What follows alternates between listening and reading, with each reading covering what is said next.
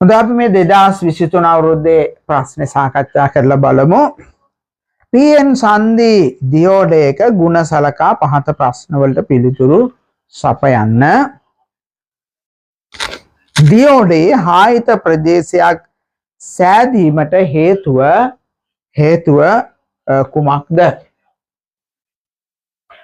හරි. දැන් ළමයි මම මේක ආයි කියලා දෙන්නම්. ළමයි මේ P වර්ගයේ අර්ධ සන්නායකයක කුහර තියෙනවා. N වර්ගයේ අර්ධ සන්නායක නිදහස් ඉලෙක්ට්‍රෝන තියෙනවා. P වර්ගයේ අර්ධ සන්නායක හදන්නේ සිලිකන් සමග තුන්වන කාණ්ඩයේ බෝරොන් වගේ දෙයක් මාත්‍රණය කරලා N වර්ගයේ අර්ධ සන්නායක හදන්නේ සිලිකන් සමග ආසනික් වැනි පස්වෙනි කාණ්ඩයේ මූලද්‍රව්‍යයක් මාත්‍රණය කරලා. එතකොට මේවා උදාසීනයි, මේවත් උදාසීනයි. දැන් PN හන්දිය මේ විදිහට හැදුවට පස්සේ මෙන්න මේ සංධිය අසල තිබෙන නිදහස් ඉලෙක්ට්‍රෝන මේ කුහර ඇතුළට ගමන් කරනවා. කුහර ඇතුළට ගමන් කරනවා. ගමන් කරාට පස්සේ මේ පෙදෙසේ හැදෙනවා කුහරත් නැති, ඒ කුහර පිරුණනේ නිදහස් ඉලෙක්ට්‍රෝන වලින්. නිදහස් ඉලෙක්ට්‍රෝනත් නැති පෙදෙසක් හැදෙනවා. ඉතින් මෙන්න මේ පෙදෙසට අපි කියනවා හායිත පෙදෙස විභව බාධකය. මොකද විභව බාධකය කියලා කියන්නේ දැන් මේකේ ධාරාවක් යනවා නම් යන්න උදව් වුනේ මෙන්න මේ කුහර සහ නිදහස් ඉලෙක්ට්‍රෝන. හරිද?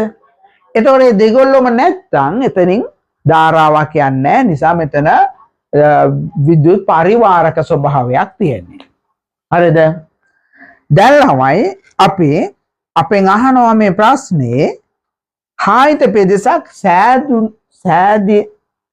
සෑදීමට හේතුව කුමක්ද කියලා. ඉතින් මේ හැදෙන්න හේතුව අහන්නේ. ඉතින් මේක හැදෙන විදිය තමයි මේ අහන්නේ. හරිද? එතකොට අපි උත්තර ලියනවා. දැන් කොහොමද උත්තර ලියන්නේ? ලිව්වොත් කොහොමද කියන්න පොඩ්ඩක්? හායිත පෙද මට තේරෙනවා දැන් මම මේ කියපු ටික ඔයගොල්ලෝ කියනවා මේ සංධිය අසල නිදහස් ඉලෙක්ට්‍රෝන කුහර තුලට ගමන් කරලා නිදහස් ඉලෙක්ට්‍රෝනත් නැති කුහරත් නැති පෙදෙසක් ඇති වෙනවා කියලා තමයි ඔයාලා දැන් ලියන්නේ. අපි බලමු මේකේ ලකුණු දෙන්නේ කොහොම ලිව්වද කියලා. මෙන්න මාකින් ස්කීම් එක මේ බලන්න. බහුතර වාහක සංධිය හරහා විසරණය වී ප්‍රතිසංයෝජනය වීමෙන්. ළමයි මෙන්න බලන්නකො බහුතර වාහක කියන වචනේ ලියලා නැත්නම් ලකුණු නැහැ. ඒකයි අර යටින් ඉරක් ගහලා තියෙන්නේ. විසරණය කියන වචනේ ඕනේ නැත්නම් ලකුණු නැහැ. ඒකයි ඒ විසරණය යටින් ඉරක් ගහලා තියෙන්නේ. ප්‍රතිසංයෝජනය කියන වචනය යටින් ඉරක් ගහලා තියෙන්නේ. ඒ වචනේ ඕනේ නැත්නම් ඔයාලට ලකුණු ලැබෙන්නේ නැහැ. එතකොට බලන්න මේ ප්‍රශ්නය මේ PN සංධිය හායිත පෙදෙස හැදෙන හැටි ඔයාලා කොච්චර කොහොම දැන හිටියත් මේ PN සංධි භාවිතා කරත් මේවෙන් කොච්චර ඉලෙක්ට්‍රොනික වැඩ කරත් වැඩක් නෑ ළමයි. මේ වචන පාඩම් කරන්න කියලා තමයි මේ පේපරේ මේ ප්‍රශ්නේ හදපු කවුද? විශ්වවිද්‍යාල ආචාර්ය මහාචාර්යවරයා කියන්නේ. ඇයි එහෙම කියන්නේ? එයා ඇත්තටම ළමයි ඉලෙක්ට්‍රොනික දන්න කෙනෙක් නෙමෙයි වෙන්නේ. එයා මේ කට පාඩම් කරලා ඒ තනතුරට ගිහිල්ලා හරිද? දැන් ඉතින් තියෙන්නේ වචන දදා ප්‍රශ්න හදනවා. මේ වචනම ලියපන් ලකුණු නෑ නැත්තම්. ඕක කියන එක විතරයි. හරිද?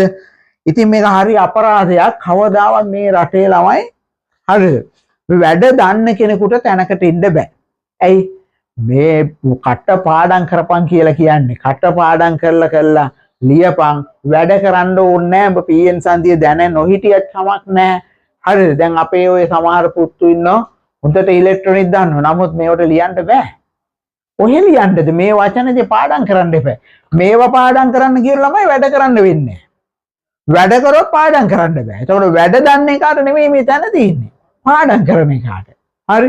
අන්න ඒ වගේ මා සෞතුම ප්‍රශ්න ළමයි මේ හදන්නේ මේ ඒකෙන් ළමයි විශ්වවිද්‍යාලයට යන මේ ඉගෙන ගන්න යන ළමයට දැන් ශිෂ්‍යයාට ඒ කැම්පස් එකේ උගන්වනවා නම් ළමයි උගන්වලා එයාලට මොකක් හරි වැඩක් කරන්න පුළුවන් වෙන්න එපේ.